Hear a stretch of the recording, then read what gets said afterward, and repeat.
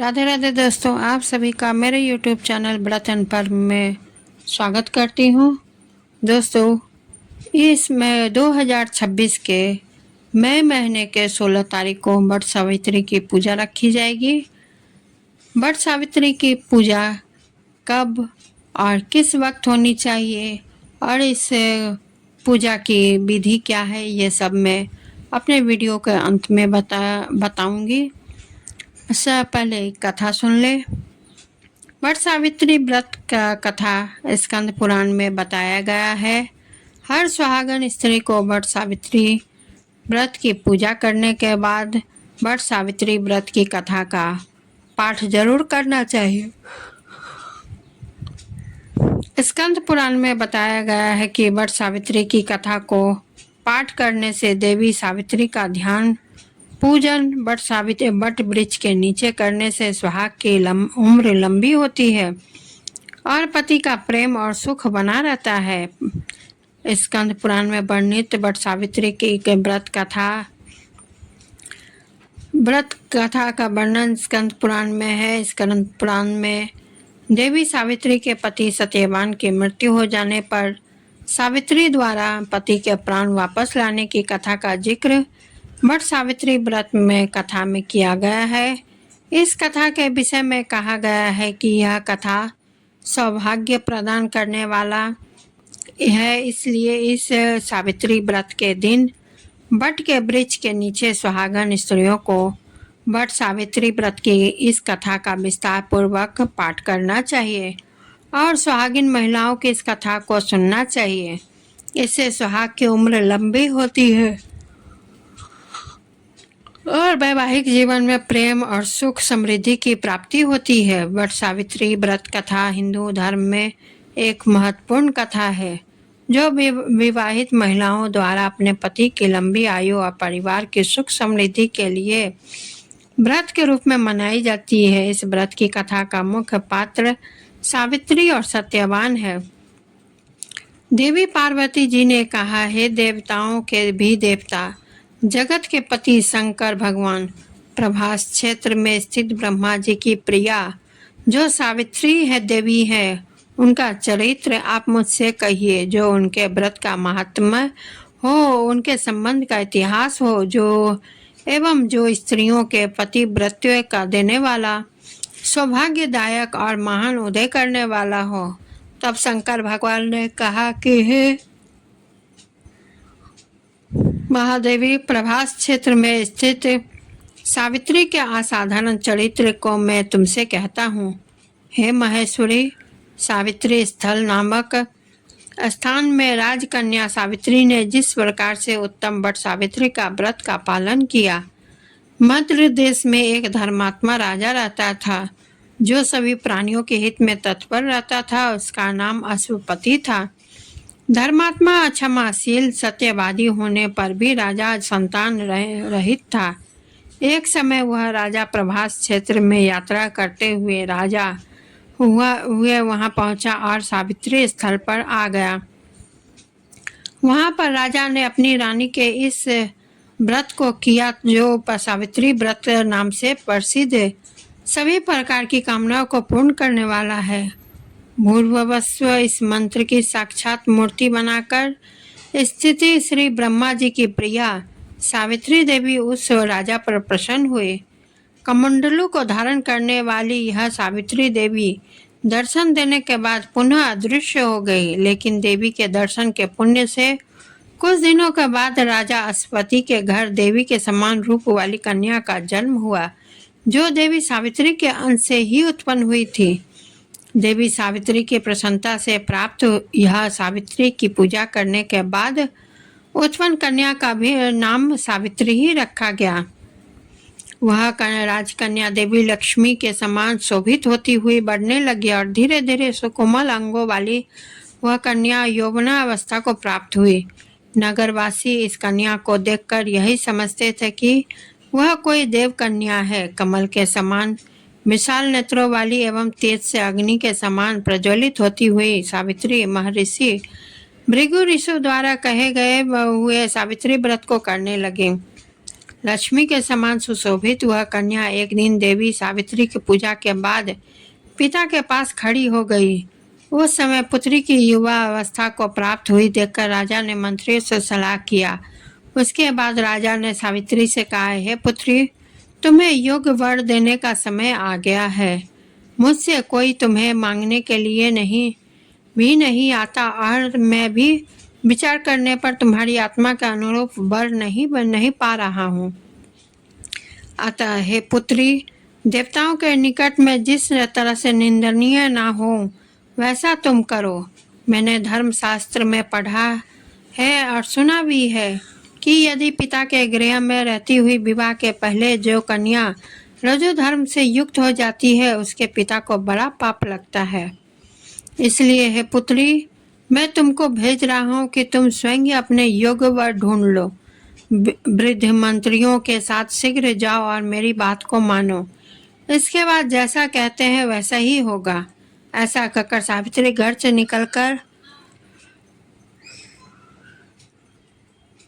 राज ऋषियों के साथ तपोवन की ओर चल पड़ी। वहां पहुंचकर माननीय वृद्ध जनों को प्रणाम करके सभी तीर्थों और आश्रमों में जाकर पुनः मंत्रियों के साथ सावित्री अपने महल को लौट आई, जहां सावित्री ने अपने पिताजी के साथ देवर्षि नारद जी को बैठे हुए देखा। आसन पर बैठे हुए नारद जी को प्रणाम करके मुस्कुराती हुई जिस कार्य के लिए वन में गई थी सारी बातें कहने लगी। सावित्री बोली, हे नारद जी, साल्लव देश में धर्मात्मा धूमसेन नाम से विख्यात एक क्षत्रिय राजा है जो देवयोग से नेत्रहीन हो गए हैं।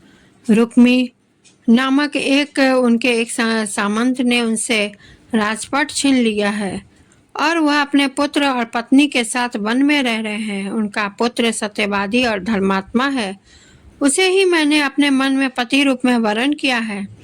नारद जी सावित्री के वचनों को सुनकर बोल पड़े, हे राजन, सावित्री ने यह बड़ा कष्टप्रद कार्य कर डाला। बाल बुद्धि होने से इसने केवल गुणवान समझकर सत्यवान को वरण कर लिया। सत्यवान मिट्टी के घोड़े बनाता है और घोड़े का चित्र भी बनाता है। इससे भी उसे चित्राश्व भी कहते हैं। सत्यवान दान और गुण में रंती देव के शिष्य के समान है।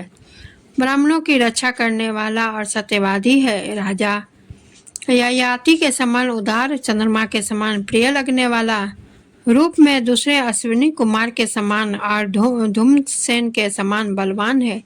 लेकिन उसमें केवल एक दोष है, दूसरा कोई नहीं कि सत्यवान आज से ठीक 1 वर्ष पर क्षीण आयु हो जाने से देह त्याग कर देगा।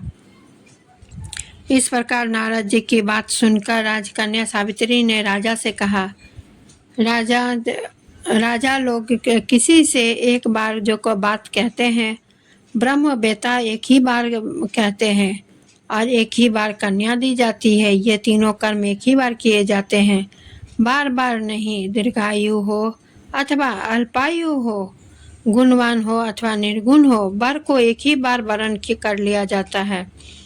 अब दूसरे वर को वरण नहीं करूंगी। नारद जी ने कहा, हे राजन, यदि आपको उचित लगता हो तो अपनी पुत्री सावित्री का कन्यादान शीघ्र कर डालिए। राजा शुभ मुहूर्त विधि विधान पूर्वक सत्यवान के संग सावित्री का विवाह करवा दिया। सावित्री अपने पति को पाकर ऐसे प्रसन्न थी जैसे पुण्यवान पुरुष स्वर्ग को पाकर प्रसन्न होता है। सावित्री उस सत्यवान के साथ आश्रम में रहते हुए नारद जी से कही की हुई बात को याद करती रहती थी और उस दिन को गिनती रहती थी कि जब सत्यवान देह त्याग कर चले जाएंगे। तब सत्यवान के मरण के केवल 3 दिन शेष रह गए थे। तब सावित्री ने निराहार रहने का व्रत लिया और तीसरे दिन सुबह स्नान करके देवता और पितरों का पूजन किया और फिर सास ससुर की चरण वंदना करके वह भी पति के साथ जंगल की ओर चल पड़ी। जंगल में लकड़ी काटते काटते अचानक से सत्यवान के सिर में दर्द होने लगा। सावित्री ने कहा कि आप कुछ देर मेरी गोद में सिर रखकर सो जाइए कि हम आश्रम की ओर चलेंगे। जैसे ही सत्यवान सावित्री की गोद में लेटा वैसे ही सावित्री ने देखा कि सामने पिंगल वर्ण वाले किरीटधारी पित्त वस्त्र पहने हुए साक्षात सूर्य के समान उदित हुए पुरुष उनके सामने खड़े हैं। सावित्री ने उन्हें प्रणाम किया और उनसे पूछा कि आप कौन है। इस पर यमराज ने कहा कि मैं सब प्राणियों के लिए भयंकर और कर्मानुसार उनका उचित दंड देने वाला यम हूँ। सो हे पतिव्रता सावित्री, समीप में पड़े हुए तुम्हारे पति की आयु समाप्त हो गई है। ये से यमदूत पकड़कर नहीं ले जा सकेंगे, इसलिए मैं स्वयं आया हूँ। ऐसा कहकर फांस के लिए हुए वह यमराज ने सत्यवान के शरीर से अंगुष्ठ मात्र शरीर वाले जीवात्मा को बलपूर्वक निकाल लिया। इसके बाद यमपुरी की ओर चलना शुरू किया। सावित्री भी यम के पीछे पीछे चलने लगी। यमराज ने सावित्री से कहा कि कोई भी जीव बिना आयु समाप्त हुए यम मार्ग से नहीं जा सकता है। सावित्री ने यमराज से कहा कि आप जैसे सज्जन पुरुष के साथ मैं चल रही हूँ, मेरे पति आपके साथ हैं, तो मुझे आपके साथ चलने में कोई शर्म और ग्लानि नहीं हो रही है। दूसरी बात, स्त्रियों के लिए इस पृथ्वी लोक में पति को छोड़कर कोई अन्य स्थान नहीं है, इसलिए मैं आपका अनुगमन कर रही हूँ। सावित्री की मधुर बातें सुनकर यम ने कहा कि मैं तुम्हारी बातों से प्रसन्न हूँ, इसलिए जो इच्छा हो वर मांग लो। सावित्री ने तब राजा से अपना खोया हुआ राज्य, सास ससुर की आंखों की रोशनी और 100 पुत्रों का वरदान मांग लिया। अपने वरदान में जाल में फंसकर यमराज ने सत्यवान की आत्मा को मुक्त कर दिया और सावित्री को लौटा दिया। सावित्री पति के साथ अपने आश्रम लौट आई। सावित्री ने सावित्री देवी का व्रत किया, जिसके प्रभाव से सास ससुर की आंखों की रोशनी लौट आई। उनका राज्य भी मिल गया और 100 पुत्रों की संतान की माता भी हुई। दोस्तों, अब वट सावित्री की पूजा कैसे की जाती है उनके विधान में अभी बता रही हूँ। शिवजी ने पार्वती से कहा कि वट सावित्री के दिन प्रातः काल स्नान करके सास ससुर का आशीर्वाद लेना चाहिए। वट वृक्ष के समीप बैठकर पंचदेवता और विष्णु भगवान का आवाहन करें। 3 कुश और तिल लेकर ब्रह्मा जी और देवी सावित्री का आवाहन करें। ओम नमो ब्रह्मणे सह सावित्री यह गच्छ यह तिष्ठ सुप्रतिष्ठिता भव। इसके बाद जल, अक्षत, सिंदूर, तिल, फूल, माला, नैवेद्य, पान अर्पित करें। एक आम या अन्य फल लेकर उसके ऊपर से वट पर जल अर्पित करें। यह आम पत्ती को प्रसाद रूप में खिलाना चाहिए। कच्चा सूत लपेटते हुए 7 या 21 बार वट वृक्ष की परिक्रमा करें। जैसे 108 बार वट वृक्ष की परिक्रमा का सर्वोत्तम माना गया है।